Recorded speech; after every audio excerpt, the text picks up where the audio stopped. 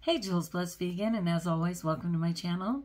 And for those of you who are new, I know you can benefit. So I was just reflecting on fat.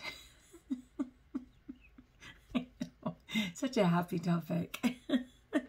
No, but I've heard different things about fat cells over the years, and I certainly understand that once you obtain whatever level of fat cells you have, you cannot get rid of them.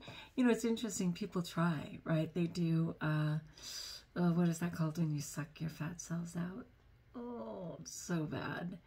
And inevitably, it like comes somewhere else on the body. I've had friends do that, where they try and suck fat out of their thighs or, you know, out of their midsection or whatever. And then in time, the body reinflates somewhere else. It's really freaky. Oh, I can't think what that's called, and that's okay. I've never been one to put pain on my body because I've had so much pain in my life already that's just not anything I'm willing to do. I mean, it's even if I've binged my full head off and I'm so full I could cry, I'm like in major pain, I will not allow myself to throw that food up. Like, that's something years and years ago I got caught up in briefly. I absolutely hate vomiting. There's no doubt about that. But with the thought that it might save me a few calories or something, there's just no way. I'm like, you know what? If you did that to yourself, you're going to keep that and you're going to sit in the discomfort of it. And that's okay. Liposuction. Thank you. Liposuction. Anyway, though, I know in my search I do have a video, I think. I just don't know what it's called. That's the problem. I have over 1,000 videos, but I don't even know what they're all called myself. And I don't think I do the keywords right to find them. But I know there's one of them on how we actually get rid of fat in the body. And what I remembered about it was that it was through breathing. People always think it's through sweat. And a little bit is sweat, but it's largely expelling your air through your lungs. And the fat cells remove with it. So anyway, I was just curious about this because, like I was saying, I understood that if you were not a fat baby, and if you weren't fat even in your little childhood, and maybe barely in your like teens, technically, even though you may put on weight and fill out those fat cells, as I certainly have many times, because you don't have more fat cells than a child who was obese, you have tremendous potential to return to regular weight. And so it was really interesting because for me, I was a crazy skinny kid, crazy skinny. I'm meaning from 0 to, let's say 0 to 8 years old. At 9, I started with like pre-puberty to get a little bit of a body, you know. But still, I mean, even at 5'7", I was 128 in 8th grade, which people shamed me for, said I was way too heavy. I was also way taller than anyone, including the boys. And it's too bad I wasn't confident, because I went from that to playing every game, from, again, starvation to purging and realizing that I just couldn't keep up the anorexia and the bulimia.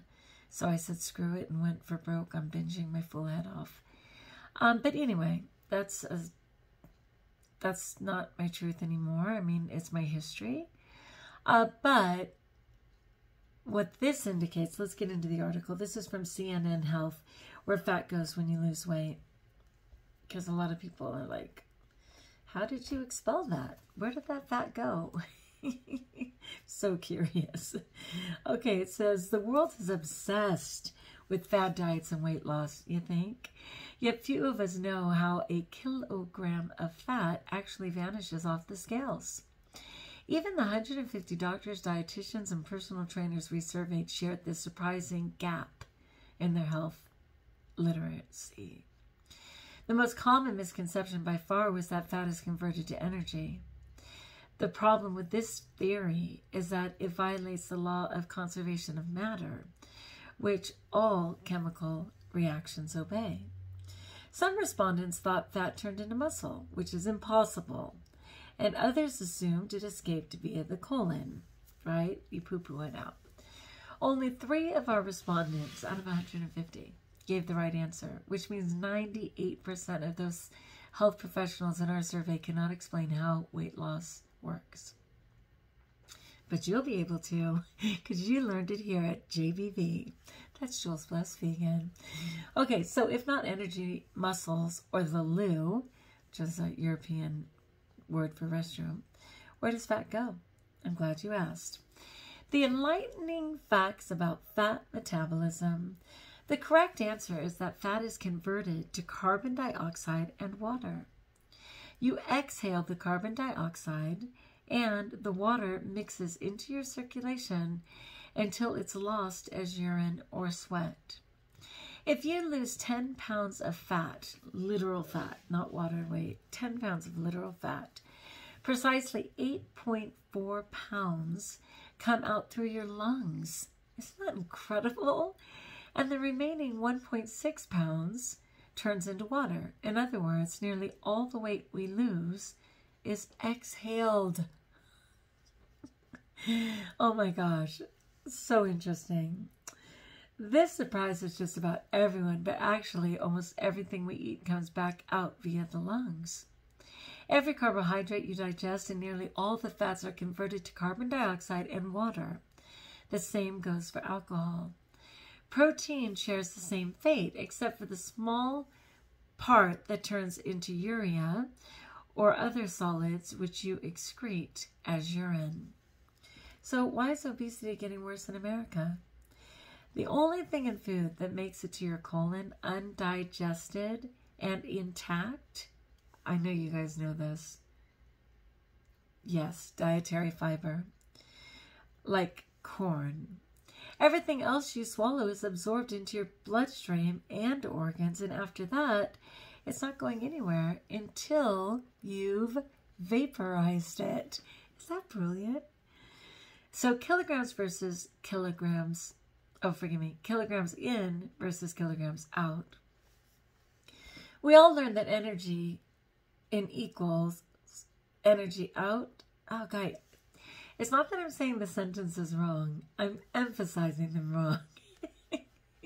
I'm saying them exactly right. Let's try that again. Energy in equals energy out. If there was a comma there, I would have said it right. It's all good. In high school. But energy is a notoriously confusing concept, even among health professionals and scientists who study obesity. The reason we gain or lose weight is much less mysterious if we keep track of all the kilograms, too, not just those enigmatic kilojoules. It's Kilojoules.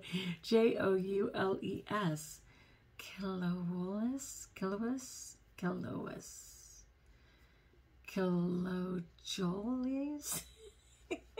Kilojoules or kilos? I don't even know. Or calories. Okay. According to the latest government figures, Americans consume 3.55 kilograms, which is about 125 ounces. Remember, there's 16 ounces in a pound. So how much is that? I know you know it, Juliana. 6 times 10 is 160. It's less than 10. 4,808. Anyway, less than 10. So according to the latest government figures, Americans consume 125 ounces of food. I'm sneezing, but I'm not allergic to the topic. Okay, so 125 is about 8, which is like 128, I'm pretty sure. Okay, anyway, of food and beverages every day. Of that, 430 grams, which is about 15 ounces, so just less than a pound, is solid macronutrients, and that's a hyperlink.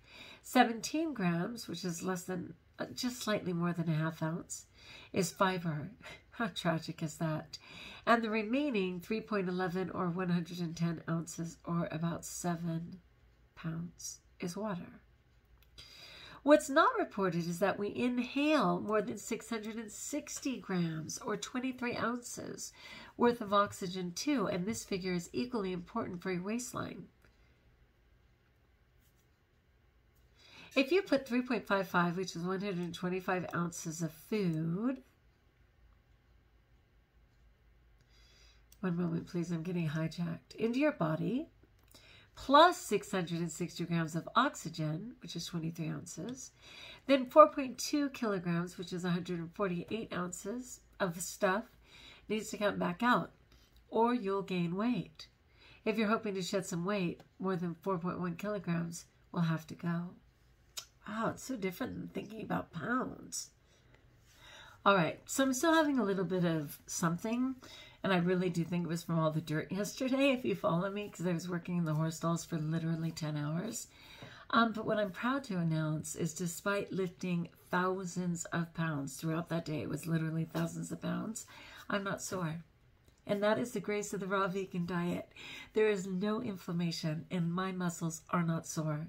And I am not exaggerating when I say thousands of pounds. Okay, so want to fix America's health? First, focus on food. The 430 grams, which is about 15.2 ounces of carbohydrates, fats, protein, and alcohol most Americans eat every day, will produce exactly 770 grams, or 21.1 ounces, of carbon dioxide, plus 290 grams, which is 10.2 ounces, of water, which is about 1 cup, and about 31 grams of 1.1 ounce of urea and other solids excreted as urine. An average 75 kg, which is 165-pound person's resting metabolic rate. So the rate at which the body uses energy when the person isn't moving. Just what it takes to do your brain, your breathing, your heart pump, the regular thing. Produces about 590 grams, which is 21 ounces of carbon dioxide per day. No pill or potion you can buy will increase that figure, despite the bold claims that you have heard. The good news is that you exhale 200 grams, which is about 7 ounces of carbon dioxide while you're fast asleep every night. So you've already breathed out a quarter of your daily target before you even step out of bed.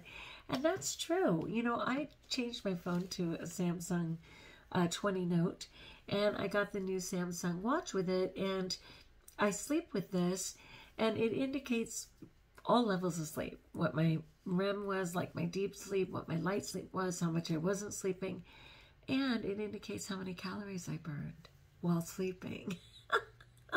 Which is really cool, really cool.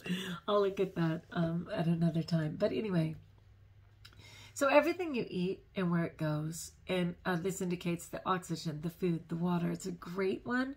I'm going to use this as the icon for the video. And then it goes on to say, eat less, exhale more. Exhale more. So if fat turns into carbon dioxide, could simply breathing more make you lose weight? Unfortunately not.